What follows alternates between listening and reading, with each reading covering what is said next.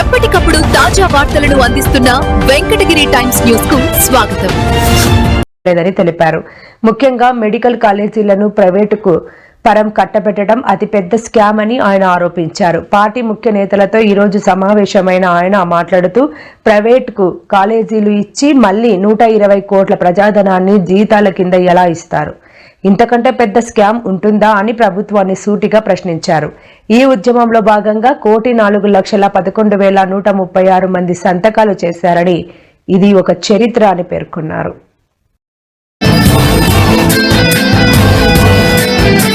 సంకల్ప దీక్ష రాత్రిని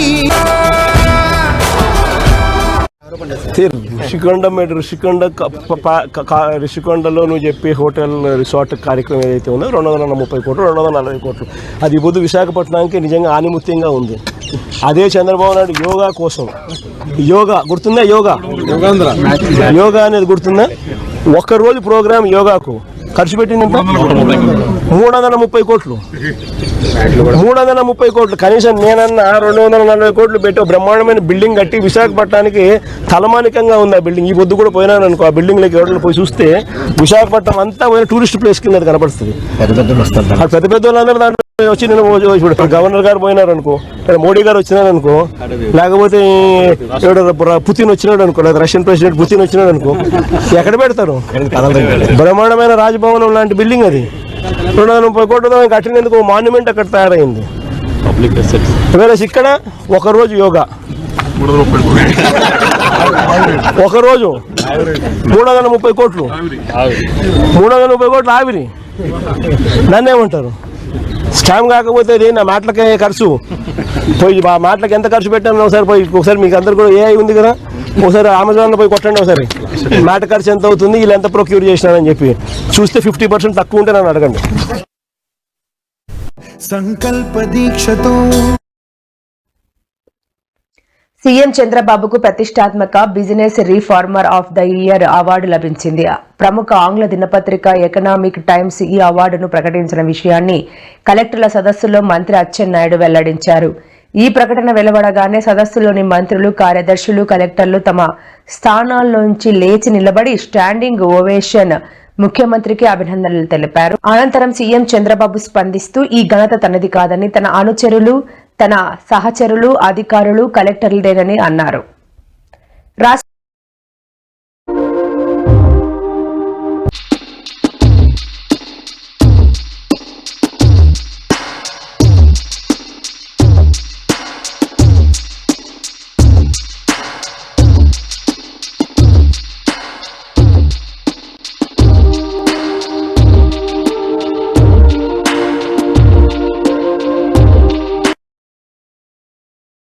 ప్రభుత్వ మెడికల్ కాలేజీల ప్రైవేటీకరణకు వ్యతిరేకంగా వైసీపీ చేపట్టిన 1,00,00,000 సంతకాల ఉద్యమం ముగిసింది. ఇవాళ సాయంత్రం 4 గంటలకు రాజ్ భవన్ లో Andhra Pradesh governor justice CS Abdul Nazeer తో మాజీ సీఎం వైఎస్ఆర్సీపీ అధ్యక్షుడు వైఎస్ జగన్మోహన్ రెడ్డి భేటీ అయ్యారు. ఇందులో భాగంగా రాష్ట్ర వ్యాప్తంగా సేకరించిన 1 కోటికి పైగా సంతకాలతో కూడిన పత్రాలను గవర్నర్ కు సమర్పించారు.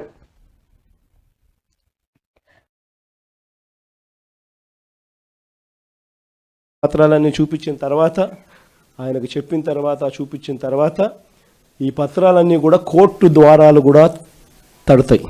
1,04,00,000 సంతకాలు చేసిన ఈ డాక్యుమెంట్స్ అన్నీ కూడా భద్రంగా కోర్టు ద్వారాలు కూడా తడతాయి. కోర్టులో కూడా పిటిషన్ వేస్తాం. 1,04,00,000 సంతకాలు రెడీగా ఉన్నాయి. మీరు ఎప్పుడు అడిగితే అప్పుడు అఫిడవిట్లు మీకు చూపించేదానికి బండ్లన్నీ రెడీగా వచ్చి మీకు చూపిస్తాయని చెప్పి కూడా కోర్టులో కూడా అఫిడవిట్ కూడా వేయడం కూడా జరుగుతుంది. ఇంతటితోనూ చంద్రబాబు నాయుడు జ్ఞానోదయం వస్తుందని నేను అనుకోవడంలో, ఎందుకంటే కొంచెం చర్మం అందం కాబట్టి ఇంతటితో కూడా వస్తుందని నేను అనుకోవడంలో. ఎందుకంటే మామూలుగా మీకు గుర్తుండే ఉంటుంది, పూర్వం మనం ఎప్పుడో నేను చిన్నప్పుడు జనార్దన్ రెడ్డి గారు ప్రైవేట్ మెడికల్ కాలేజ్ ఇచ్చినారు అని చెప్పి ఏకంగా ముఖ్యమంత్రి పదవి నుంచి ఆయన రాజీనామా చేయాల్సి వచ్చింది. ప్రైవేట్ మెడికల్ కాలేజ్ ఇచ్చినారని రాజీనామా చేయాల్సి వచ్చింది. నాకు అప్పుడు నేను చాలా చిన్నపిల్లోని.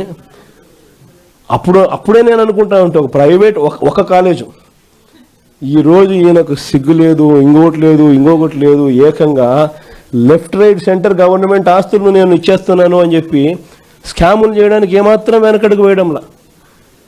ఇచ్చేసే కార్యక్రమం చెనిక్కాయలకు బెల్లాలకు ఇచ్చేయడమే కాకుండా స్కాముల్లో ఇంకా అన్నిటికన్నా దారుణమైన స్కామ్ ఏమిటో తెలుసా? నువ్వు ప్రైవేట్ వాళ్ళకి కాలేజీలు ఇచ్చేసిన తర్వాత ఆ ప్రైవేట్ కాలేజీలు వాళ్ళు ప్రైవేట్ కాలేజీలు ఇది నడిపేటప్పుడు వాళ్ళ జీతాలు నువ్వు ఇస్తావంట. అది ఇంకా పెద్ద స్కాము.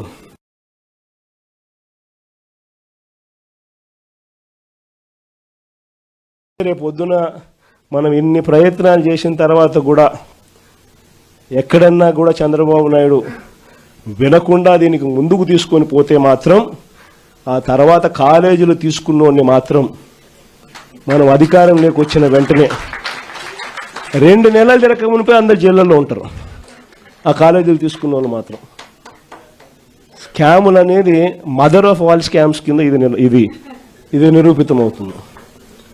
అంతటి దారుణంగా ప్రజలకు నష్టం జరుగుతుందని కనిపిస్తూ ఉన్నా కూడా ప్రజలు దీనివల్ల ఉచితంగా వైద్యం పొందే అవకాశం పోతుందని తెలిసినా కూడా మన పిల్లలకు తక్కువ ధరలకే, ప్రైవేట్ కన్నా చాలా తక్కువ ధరకే మన పిల్లలకు మెడికల్ కాలేజీలలో సీట్లు వచ్చి చదువులు అందుబాటులో ఉంటాయని తెలిసినా కూడా ఏమాత్రం ఖాతరు చేయకుండా చంద్రబాబు చేస్తూ ఉన్న ఈ తీరుకు చంద్రబాబు నాయుడుకు గట్టి గుణపాఠం మాత్రం ఖచ్చితంగా తగులుతుంది. తెలుగు రాష్ట్రాలపై చలి పంజా విసురుతోంది. రాత్రి పగటి ఉష్ణోగ్రతలు కనిష్ట స్థాయికి పడిపోతున్నాయి. తెలంగాణలోని పలు ప్రాంతాల్లో ఉష్ణోగ్రతలు సింగిల్ డిజిట్లో నమోదవ్వగా కొన్ని ప్రాంతాల్లో పొగమంచు కారణంగా వాహనాల రాకపోకలకు అంతరాయం కలుగుతోంది. పటాన్ చెరువులో 8, ఆదిలాబాద్లో 9 డిగ్రీల ఉష్ణోగ్రతలు నమోదయ్యాయి. హైదరాబాద్లోనూ ఉష్ణోగ్రతలు కనిష్టానికి పడిపోయాయి. నగరంలో ఉష్ణోగ్రత 13 డిగ్రీలకు పడిపోవడంతో ప్రజలు గజగజ వణుకుతున్నారు. ఇంటి నుంచి అడుగు బయట పెట్టాలంటేనే జంకుతున్నారు. నిలువ నీడలేక ఫుట్పాత్లపై పడుకునే వారి పరిస్థితి అయితే దయానీయంగా మారింది.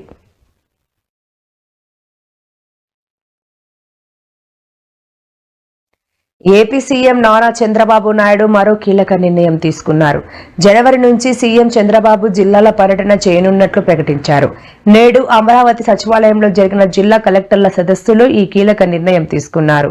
జిల్లాలో ఆకస్మిక పర్యటనలు చేసి ప్రజల నుంచి వచ్చే ఫిర్యాదులు, సమస్యల పరిష్కారాన్ని స్వయంగా పర్యవేక్షిస్తారని తెలిపారు.